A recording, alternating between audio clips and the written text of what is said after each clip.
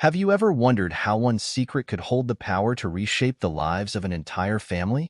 Imagine discovering that a millionaire's final wish, concealed within a mysterious will, was not about wealth alone, but a profound truth capable of changing destinies.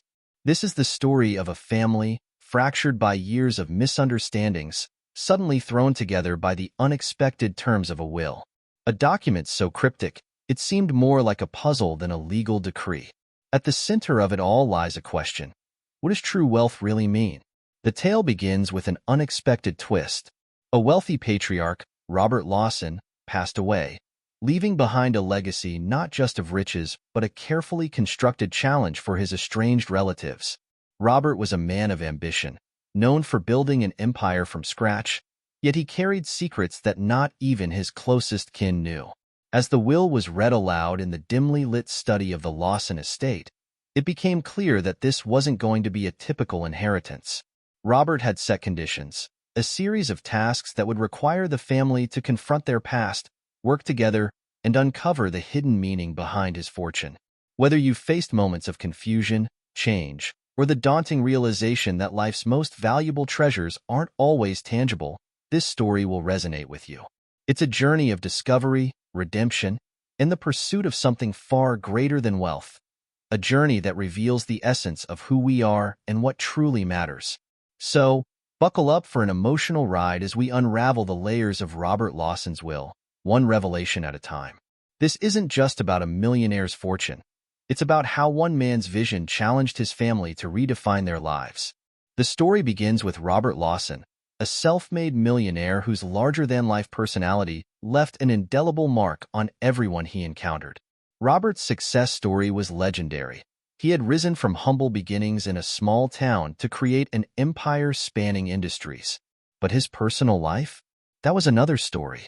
Robert had 3 living relatives: his younger brother, Charles, his niece, Emma, and his nephew, Alex. Over the years, their relationships had fractured under the weight of misunderstandings, jealousy, and the ever-present shadow of Robert's immense success. None of them had seen much of him in the last decade, and none expected much from his will, at least, not beyond a financial windfall. Charles, the eldest of the 3, had lived his life in the shadow of Robert's achievements. Once a budding entrepreneur, Charles's own business ventures had crumbled under the pressure of comparison. Now in his late 60s, he had settled into a quiet life, harboring resentment toward his brother's success. Emma, Robert's niece, was a hard-working single mother. Juggling a demanding career as a teacher and raising her young daughter, she often felt life had been unfair to her. For Emma, any inheritance from Robert would be a lifeline, a chance to finally get ahead. Alex, the youngest of the group, was a wanderer with no clear direction in life. He had tried everything from freelance photography to running a startup, but nothing had ever stuck. To him, Robert's wealth was a ticket out of his string of failures, a chance to start fresh. The setting for the will's reading was Robert's estate, a sprawling mansion nestled on a hill, overlooking acres of untouched countryside. The family gathered in the study, a room that seemed to embody Robert's personality. The walls were lined with books, each one meticulously arranged. A grand desk sat at the center, and on it lay the will, encased in a leather-bound folder. The room was heavy with silence as the lawyer, a composed woman named Margaret, began reading the will. Everyone expected the usual division of assets, a house here, a bank account there. But what came next stunned them. "Before my assets can be distributed," Margaret read aloud, "there is a task that must be completed. It is a challenge that will require the cooperation of my family. Only upon successful completion will my true intentions be revealed." Confusion spread through the room. Charles furrowed his brow. Emma exchanged nervous glances with Alex, and Alex, ever the cynic, leaned back in his chair, muttering, "What kind of game is this?" Margaret continued, her voice steady. "Within the estate, there are a series of clues, each leading to the next. Together, these clues will unlock the secret I've kept hidden for years. A secret that, if discovered, will change your lives forever." "What happens if we don't complete it?" Charles asked sharply. Margaret paused before replying. "Then the estate will be donated to charity in its entirety." The room erupted in a cacophony of voices. Charles protested the absurdity of the situation. Emma tried to calm everyone down, and Alex, ever pragmatic, suggested they at least see what the first clue was. Amid the chaos, Margaret raised a hand, silencing the room. "The first clue is already here," she said, sliding an envelope across the desk. It was sealed with wax and bore Robert's distinctive monogram. Charles hesitated, but eventually picked it up. As he broke the seal, the family leaned in, their curiosity overriding their skepticism. The letter inside was written in Robert's unmistakable handwriting. "To my dearest family, by now, you know that my will is not what you expected. Life has taught me that wealth without purpose is empty. This challenge is my way of giving you what I could not during my lifetime. The opportunity to reconnect, to heal, and to find meaning in what truly matters. Your first clue awaits in the place where I once found my greatest peace. Start there. With love, Robert." The room fell silent as the weight of Robert's words sank in. This wasn't just a game or a way to distribute wealth. It was something far more profound, a chance to uncover not just a fortune, but the bonds they had lost along the way. The first clue left the family at a loss. "The place where I once found my greatest peace?" Charles muttered, shaking his head. That could be anywhere. The man traveled the world. Emma, who had spent some summers at the estate as a teenager, furrowed her brow. "I think I might know where he means," she said quietly. "Uncle Robert always said the old oak tree behind the garden was his sanctuary." Alex shrugged. "Well, it's better than sitting here guessing." The three of them reluctantly left the study and ventured out to the sprawling backyard. The crisp air carried a faint chill, and the sun had started its descent, casting long shadows across the grounds.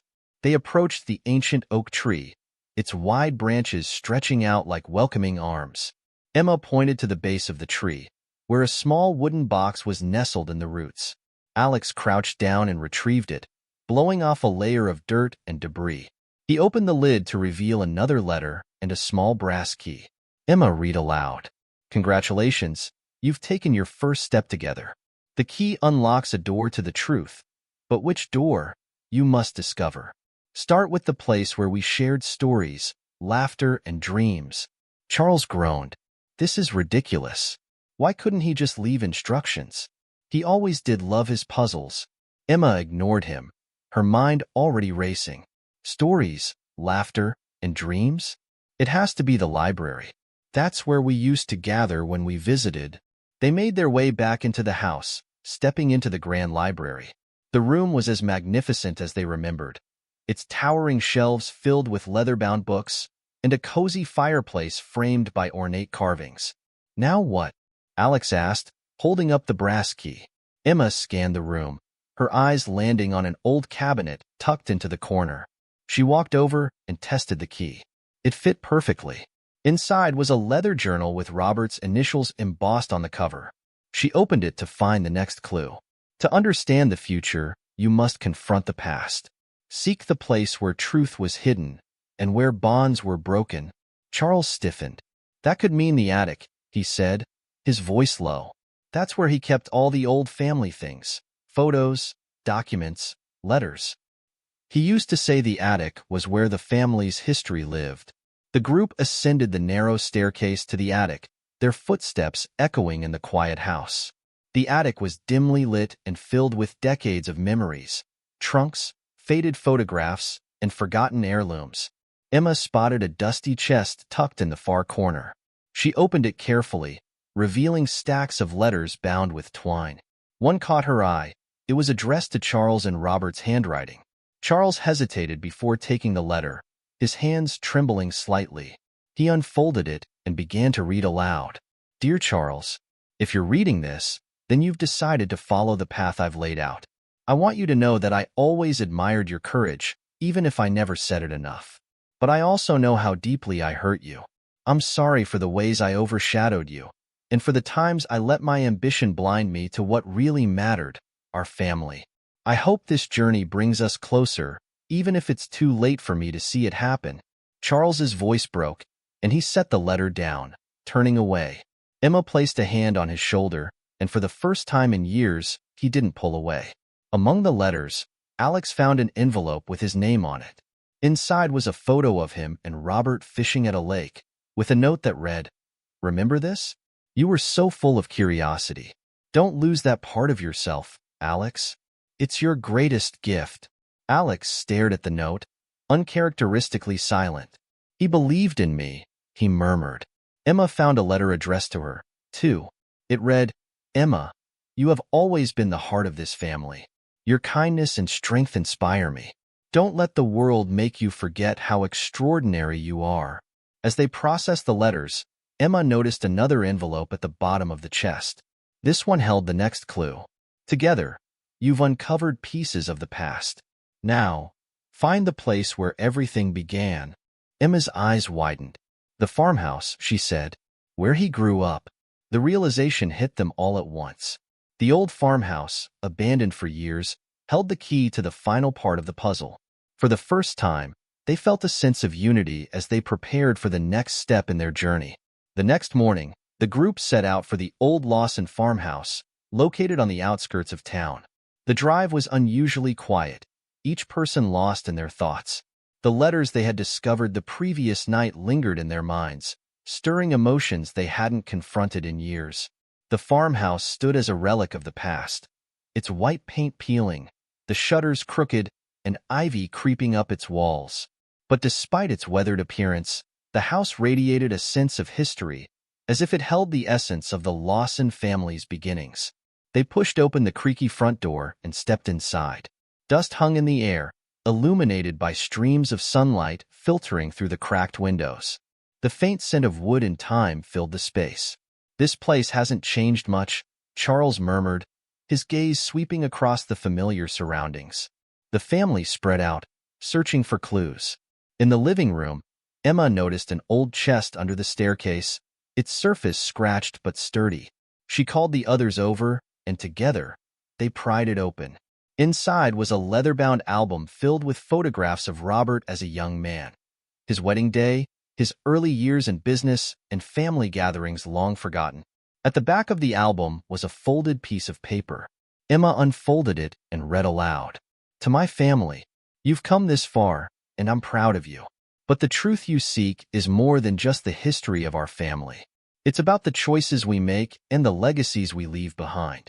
You'll find your next clue in the place that held my greatest joy and my deepest regret." Charles looked puzzled. Greatest joy and deepest regret? What could that mean?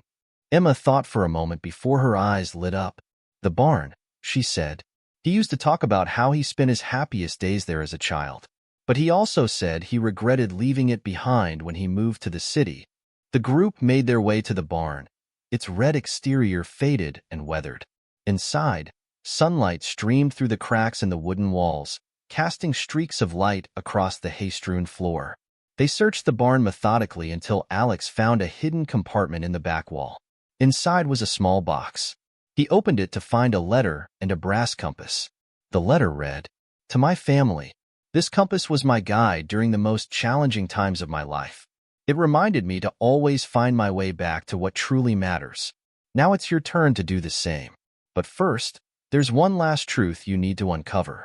Return to the estate, to the place where I made my biggest decision."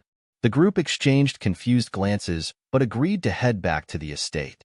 The drive was quieter than before, the weight of the journey pressing down on them. When they arrived, Charles led the way into Robert's private study. It was a room none of them had spent much time in, and yet it seemed to hold the answers they were seeking. Alex noticed a safe tucked behind a painting on the wall. "This has to be it," he said. The compass, they realized, wasn't just symbolic. It was the key to opening the safe. Charles held the compass, aligning its needle with the directions engraved on the safe. The lock clicked open. Inside, they found a final letter along with a stack of documents. Emma picked up the letter and began reading. "My dearest family, by now, you've uncovered parts of my life you may not have known before. You've seen the joys and regrets that shaped me, and I hope you've found pieces of yourselves along the way. The truth I've kept hidden all these years is this. I built my fortune on ambition, but I sacrificed something far greater in the process, my relationships with all of you. I allowed my pride to come between us, and I spent my final years wishing I had done things differently. These documents represent my final gift to you. It's not just my fortune. It's a blueprint for rebuilding what we've lost as a family. The estate is yours, but with one condition. You must work together to turn it into something meaningful, something that will honor our family's legacy. It could be a foundation, a retreat, or even a place for others to heal and reconnect. I leave this decision to you, knowing that together, you'll make the right choice. With love, Robert. The room fell silent as the words sank in. The documents included the deed to the estate, along with plans Robert had drawn up for a retreat center, a place where people could come to reconnect with themselves and their loved ones. Tears filled Charles's eyes as he finally spoke. He was trying to fix what he broke. Even after he was gone, Emma placed a hand on her uncle's arm. Maybe this is our chance to do the same. For the first time in years, they felt a sense of unity. The journey had brought them closer, forcing them to confront their pain, their regrets, and their love for one another. The turning point wasn't just about uncovering Robert's secret. It was about discovering the strength and resilience they had as a family.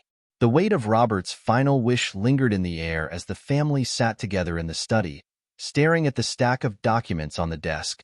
His request was clear, but it wasn't going to be easy. Turning the estate into a retreat center would require resources, effort, and, most importantly, teamwork, something they had struggled with for years.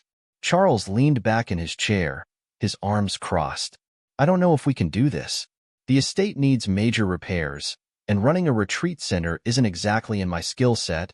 Emma looked at him, her tone calm but firm. None of us know how to do this yet, but Uncle Robert clearly believed we could. If we give up now, everything we've gone through, the letters, the clues, all of it, will mean nothing.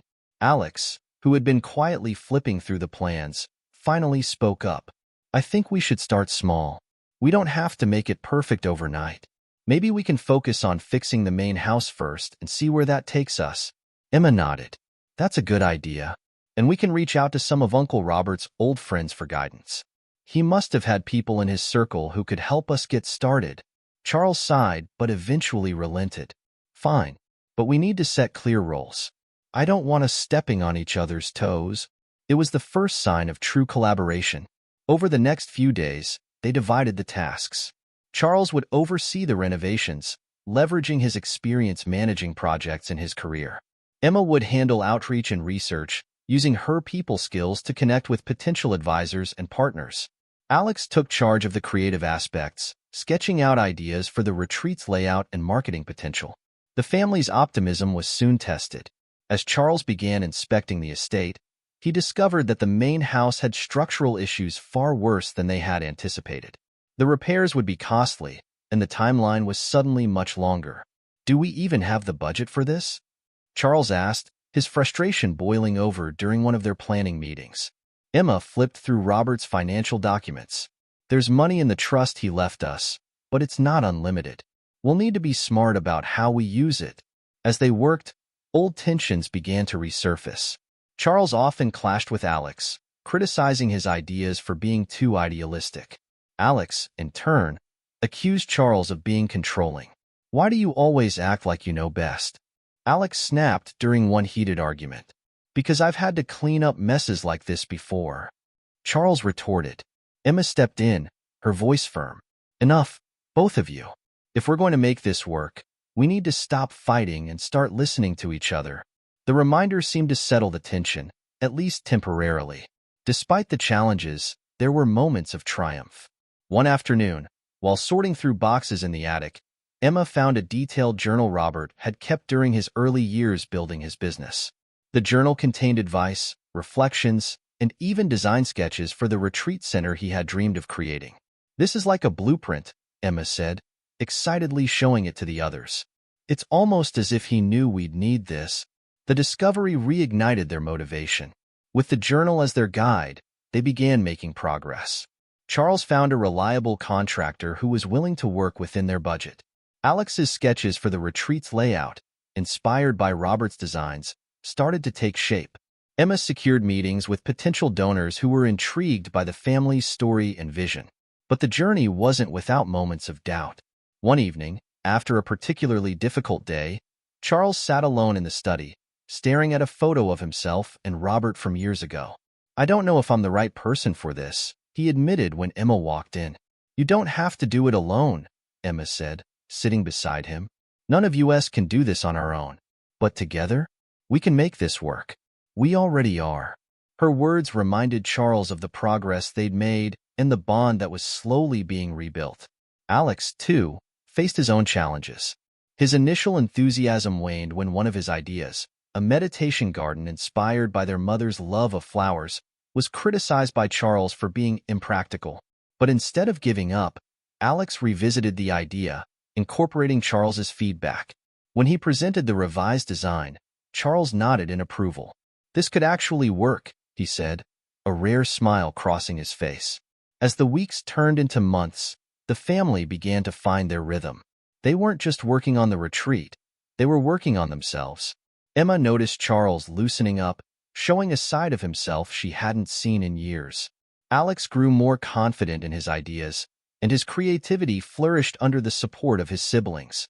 One evening, as they sat around the dining table, sharing a meal for the first time in what felt like forever, Charles raised his glass. "To Uncle Robert," he said, his voice steady, "for giving us the chance to rebuild. Not just this estate, but our family." The clinking of glasses marked a turning point. They were no longer just a group of individuals with a shared task. They were a family, united by a common purpose and a newfound respect for one another. Months later, the transformation of the Lawson estate was nearly complete. The once dilapidated mansion now stood as a symbol of renewal, its freshly painted walls gleaming under the sunlight. The surrounding grounds, once overgrown and neglected, had been transformed into peaceful gardens, walking paths, and serene meditation spaces. The retreat center was ready to welcome its first visitors. It wasn't the grand, polished facility they'd envisioned at the start, but it carried the spirit of their journey, authentic, heartfelt, and deeply meaningful.